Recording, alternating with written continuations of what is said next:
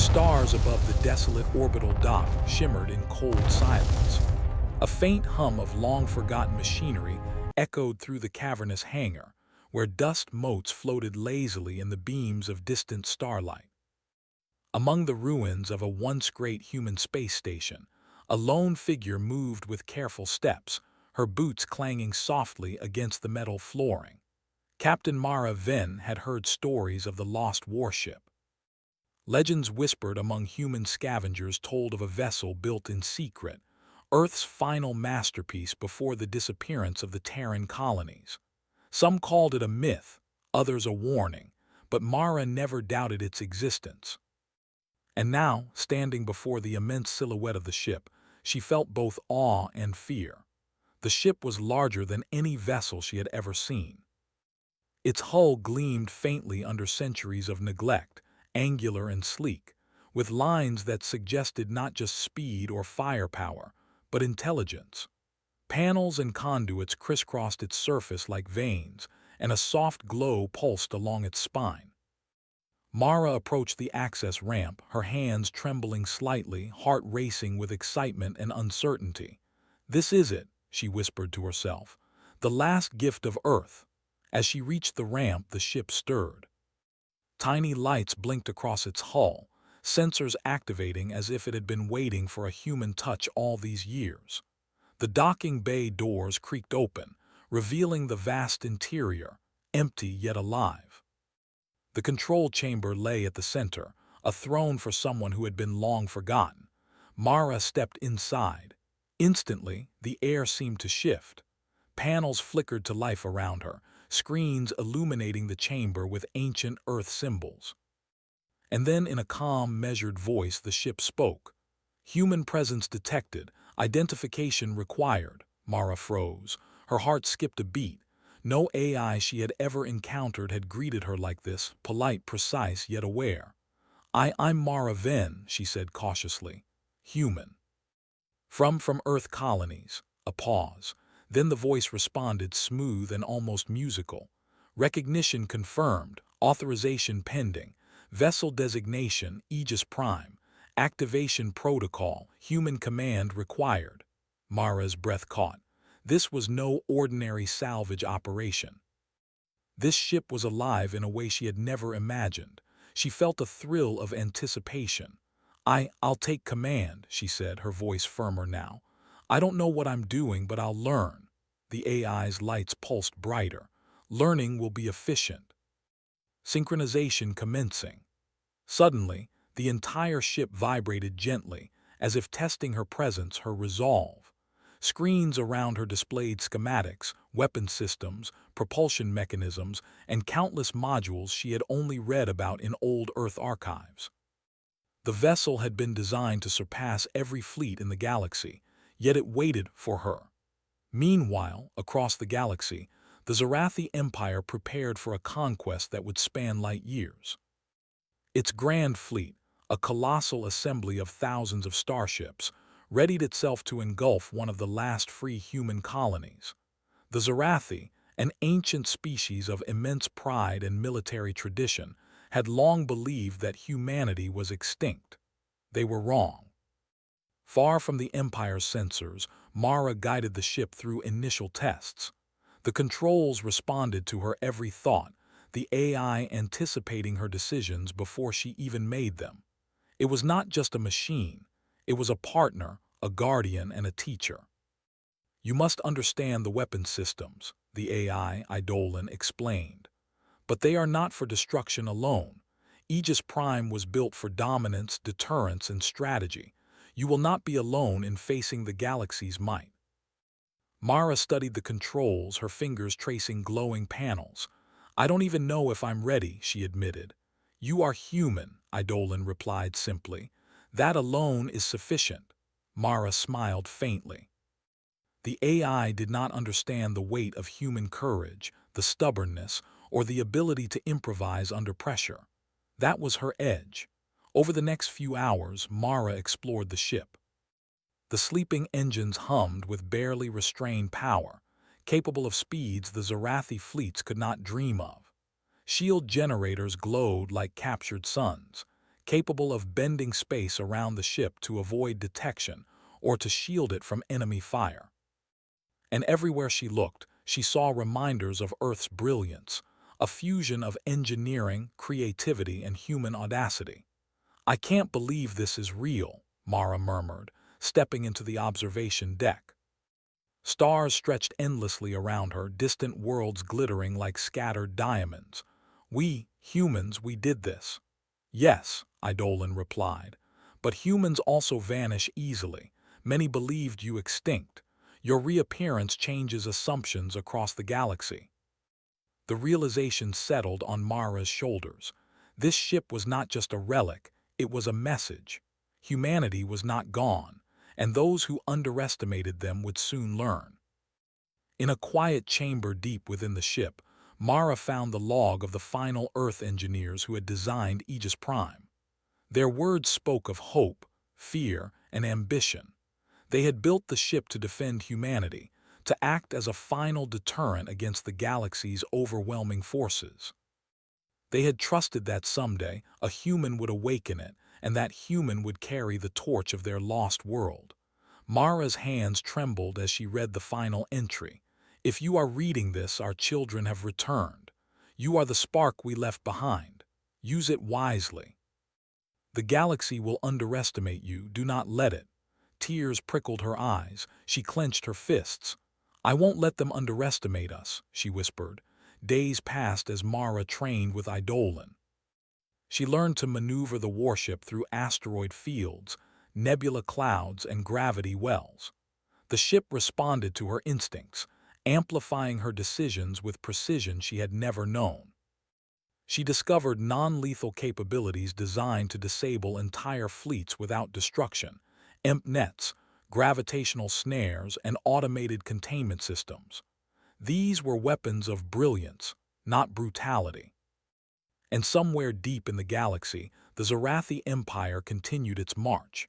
Sensors would soon detect anomalies, signs of a human presence thought impossible.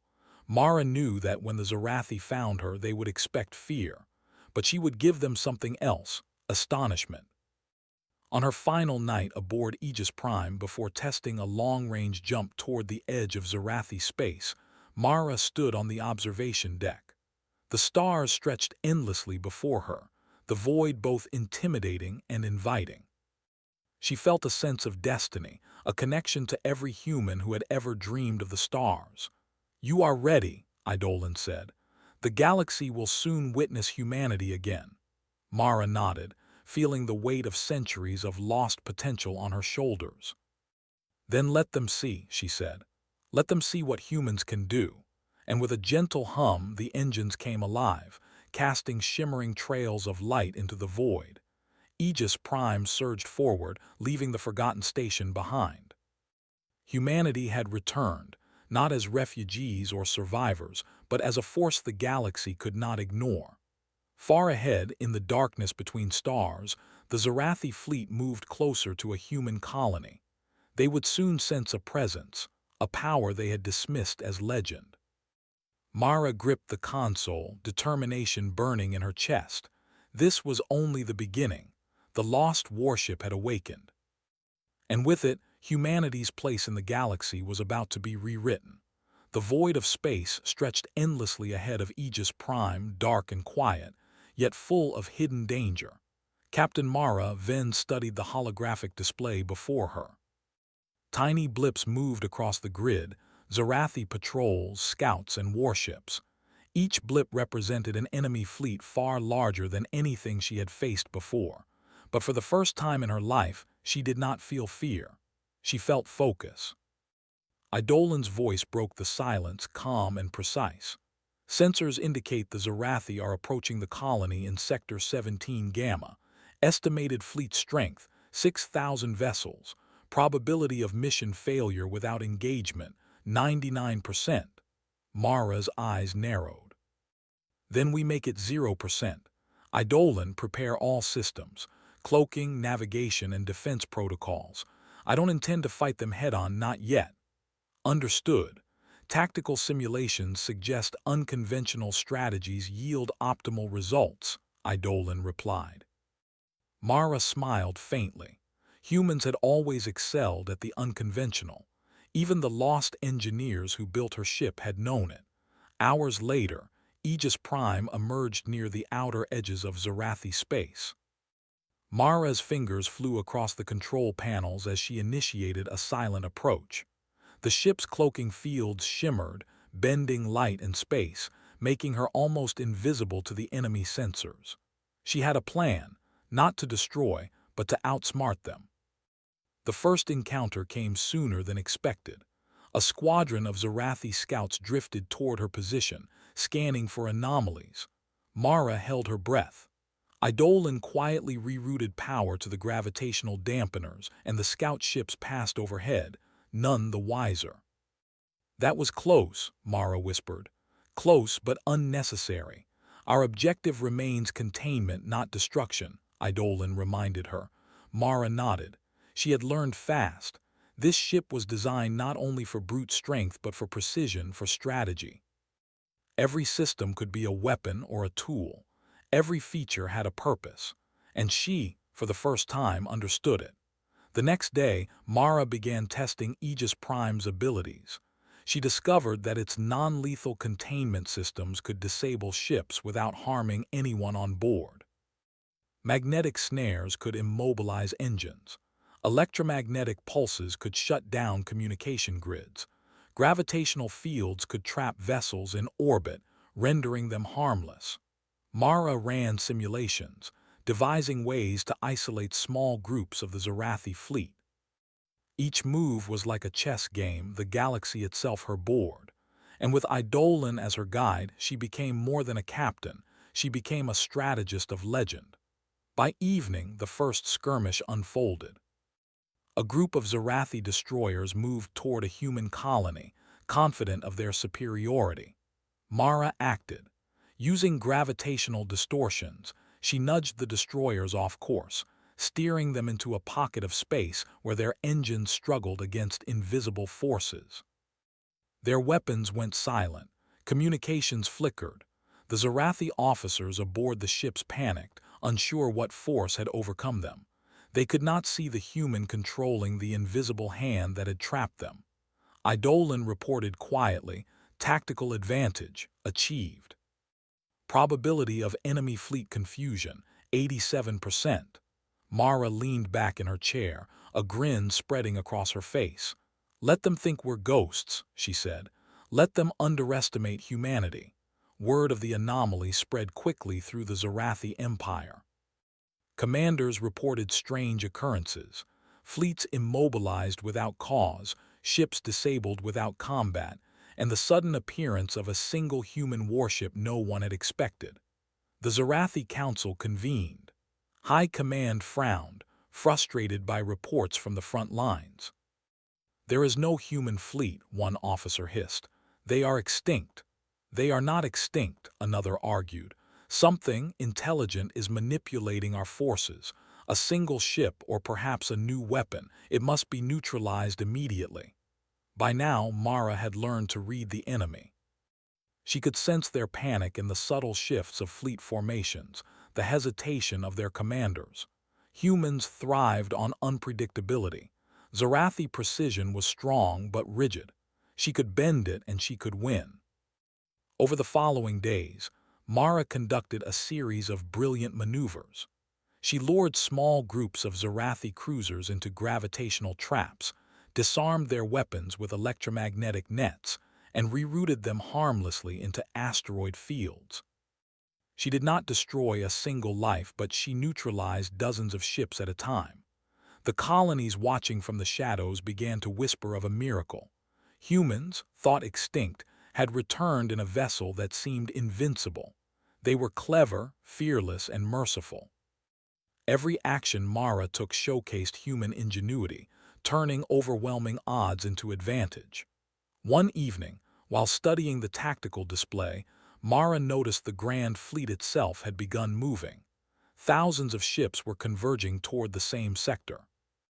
This was no longer a skirmish. It was the beginning of a confrontation that would define humanity's future in the galaxy. Eidolon spoke quietly. "The Grand Fleet will detect our presence soon. Probability of engagement, imminent. Mara's eyes narrowed. Then we make them see what humans can do, not with fire, but with mind and skill. The first major encounter with the Grand Fleet tested Mara in ways she had never imagined. The enemy fleet's size alone was staggering, thousands of warships moving in perfect formation, weapons glinting like stars themselves. Yet Mara did not hesitate. She had a plan. Using Aegis Prime's advanced sensors and cloaking, she approached the outer edge of the fleet.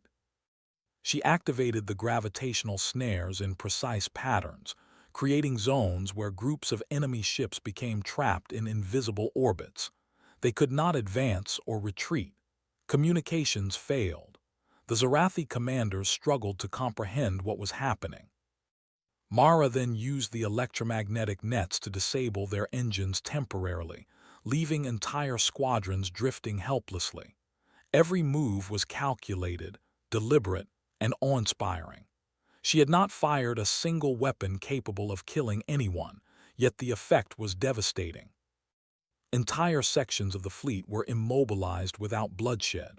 The Zarathi began to panic. Their numerical advantage was useless. Every expectation they had about human weakness had been shattered. Mara's triumphs were not only strategic, they were psychological. By showing mercy, disabling ships without destruction, she projected an image of humans as clever, fearless, and just. Messages spread across the galaxy of a single human warship, controlling the fates of thousands of enemy vessels with skill and precision. Eidolon observed quietly, "Your decisions are redefining the concept of combat. Humanity is remarkable." Mara smiled, feeling pride swell in her chest. "We've always been remarkable," she said. "They just never paid attention." But the challenge was far from over.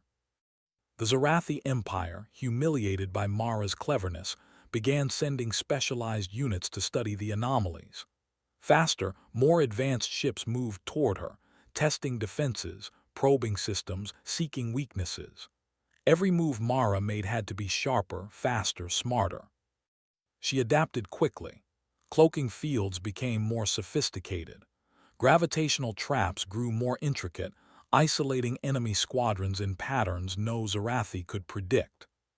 She even discovered new functions within Aegis Prime, automated drones that could scout, manipulate asteroid fields, and redirect enemy fire without a single human touch. By now, Mara and Eidolon had become an inseparable team. The ship responded to her instincts almost as if they were one being. Humans had always thrived on adaptability, and Aegis Prime amplified that trait to an unimaginable degree. The climax of Part 2 came during a massive engagement near a human colony. The Grand Fleet had formed its core battle formation, confident that the lone human ship could be destroyed with overwhelming force. Mara acted. She divided their attention, sending groups of squadrons into gravitational traps while luring others into asteroid belts, where their engines struggled against invisible forces. She then activated the containment fields in perfect timing, immobilizing entire wings of the fleet simultaneously. The Zarathi officers aboard their ships were bewildered. How could a single human do this? They could not comprehend the scale of her intelligence and precision. Mara watched from the observation deck as blips of enemy ships froze in space, their weapons dead, their formations collapsing. A smile spread across her face. Humanity, long underestimated, had turned the galaxy's mightiest empire into a plaything of strategy and cunning. Eidolon's voice was almost proud. "Impressive, Captain. Probability of full fleet submission, increasing rapidly." Mara leaned forward, gripping the console. "Not submission, respect," she said. "They will learn that humans are not just survivors. We are brilliance in motion." As the stars glittered outside the observation deck, Mara allowed herself a moment of reflection. The challenge had only begun, but humanity's return was undeniable. The Zarathi Empire would never again underestimate humans. And Mara, the last hope of her lost species, had proven that with intelligence, creativity, and courage, one human could stand against an entire galaxy. She looked out into the void and whispered, "Part 2 is done." The real game begins when they realize we're just getting started. And somewhere, deep in Zarathi space, alien eyes widened in shock. The galaxy's strongest fleet had been neutralized by a single human. They could not comprehend how one species, thought extinct, could achieve such mastery. The legend of Aegis Prime had begun. The void ahead was silent, yet the tension was palpable. Captain Mara Venn stood on the observation deck of Aegis Prime, eyes fixed on the enormous blips that represented the Zarathi Grand Fleet. Thousands of ships stretched across the sensors, their formations precise, their firepower overwhelming. Yet she felt no fear. She had prepared for this moment for weeks, studying the enemy, testing the ship, mastering its incredible capabilities. Idolan's calm voice filled the chamber. Sensors indicate the Grand Fleet has adapted partially to our previous engagements. They expect unconventional tactics but cannot predict the next maneuver. Probability of mission success, moderate but achievable with optimal strategy. Mara's lips curved into a determined smile. Then we make it optimal. She turned to the command panel, reviewing the plans she had been refining. Her strategy was not to destroy the fleet. That was unnecessary.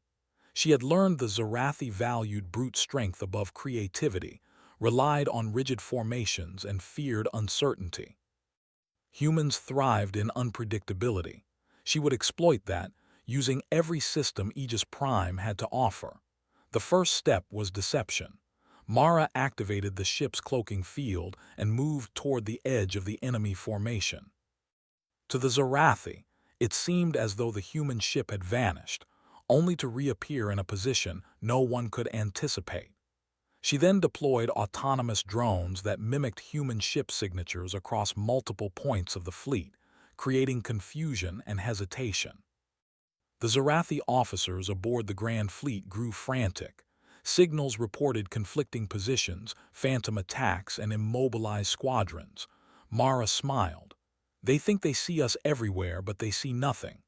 Idolan noted, "Psychological impact is significant. Enemy command indecision has increased by 72%. Humans had always turned fear and uncertainty into an advantage. Today, that instinct would save an entire colony." Next came the containment maneuver.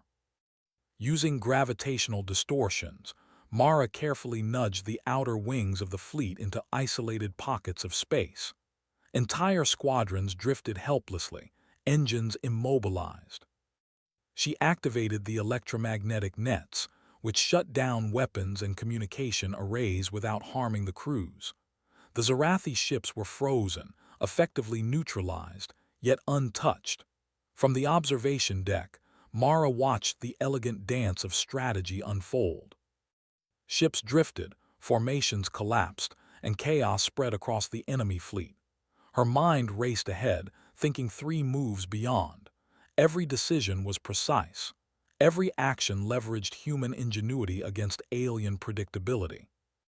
"Idolan," she whispered, "this is the moment we show them humans are more than machines can measure." The core of the Grand Fleet approached, the Zarathi warships that formed the beating heart of the Empire's military might. They were vast, intimidating, bristling with weapons. Mara knew that a direct assault would be suicidal, but she did not need to attack. She only needed to outthink them. She activated the ship's long-range sensors, scanning the fleet for weak points in their formation, lines of communication, and command hubs. Then, using a combination of gravitational traps, phased cloaking, and autonomous drones, she created a chain reaction. Sections of the fleet became isolated, drifting in space like marbles caught in an invisible hand. The Zarathi commanders scrambled. Orders shouted, signals jammed, weapons misfired. Their greatest fleet, meant to crush humanity once and for all, was paralyzed by a single ship and a single human mind. Mara watched, heart racing. The galaxy had always underestimated humans. Today, they would learn why that mistake was fatal. The climax of the engagement came as Mara executed the final maneuver, a breathtaking combination of strategy, precision, and creativity. Using Aegis Prime's advanced propulsion system, she repositioned the ship within the fleet, undetected. From this central position, she could simultaneously influence the gravitational traps, disable communication arrays, and coordinate drone interventions across the entire fleet. Eidolon's voice reflected awe. "Captain, this configuration is unprecedented. Probability of total fleet immobilization, 98%. Mara's hands flew across the panels. "Then let's make it 100. The Zarathi fleet tried to regroup, but every movement played into Mara's carefully designed plan. Entire wings drifted out of formation, their weapons dead, their engines stalled. The core warships could not respond in time. Panic spread through their ranks. Commanders shouted, orders conflicted, and morale plummeted. And still, Mara made no move to fire a weapon capable of killing. Humanity did not need to destroy to triumph. Ingenuity, skill, and precision were enough. The colonies watching from nearby systems erupted in quiet celebration. From the shadows, they witnessed a single human ship neutralize thousands of enemy vessels, showing the galaxy that Earth's people had returned, not as victims, but as masters of strategy. Across the Zarathi Empire, news spread. Commanders debated, diplomats panicked, and the council convened in urgent session. They realized that humans were no longer extinct. They were a force the galaxy could not ignore. And they were clever, resourceful, and relentless in ways the Zarathi could not predict. Mara's mind raced ahead, considering the consequences. The battle could continue indefinitely, but she did not seek slaughter. Instead, she chose to send a message of dominance and restraint. Using Aegis Prime's communication arrays, she transmitted a broadcast across the entire Zarathi fleet. Her voice, calm and confident, echoed through the void. "I am Mara Ven, captain of Aegis Prime. Humanity has returned. Your fleets are not destroyed, they are immobilized. You have witnessed what we can do with intelligence, courage, and creativity. This is your choice. Retreat peacefully or face further demonstration of human ingenuity. We do not seek war, we seek respect." For a moment, there was silence across the thousands of Zarathi ships. Then, one by one, signals indicated compliance. Engines reactivated slowly, formations realigned cautiously, and the fleet began to pull back. Eidolon's voice held quiet pride. "Humanity has achieved dominance without violence. The Grand Fleet is disengaging." Mara exhaled deeply. A wave of relief and triumph swept through her. Humanity had not only survived but had demonstrated power, skill, and mercy in one unforgettable victory. The aftermath was extraordinary. Colonies that had cowered under the threat of the Zarathi now celebrated the return of humans as heroes. Across the galaxy, alien races took notice. Humans were no longer a minor curiosity. They were a species to respect, fear, and admire. Mara, exhausted but exhilarated, stood on the observation deck, gazing at the stars. Aegis Prime hummed softly beneath her feet, a reminder of Earth's brilliance and her own role in the galaxy's new balance. "You did it," Eidolon said. "Humanity is no longer underestimated." Mara shook her head, smiling. "We've only just begun. The galaxy thinks it knows humans. Today we showed them a glimpse. Tomorrow they'll learn the full measure of what we can do." Weeks later, Mara returned Aegis Prime to a hidden dock far from prying eyes. She left no trace of the battle, other than the lingering legend of her cleverness. Messages sent by automated drones ensured the story would spread. A single human ship had faced the greatest fleet in the galaxy and emerged victorious, not through violence, but through intelligence, skill, and strategic brilliance. Humanity's place in the galaxy had changed forever. Where once they were dismissed as weak or extinct, now they were seen as masters of ingenuity, unpredictable and unstoppable when united by purpose. Mara stepped away from the ship, her gaze fixed on the stars. She thought of the lost engineers who had built Aegis Prime, of the humans who had fought and died for freedom, and of the future she would help shape. Earth may have been lost, she whispered, but we are here. We are clever. We are unstoppable. And the galaxy will remember us.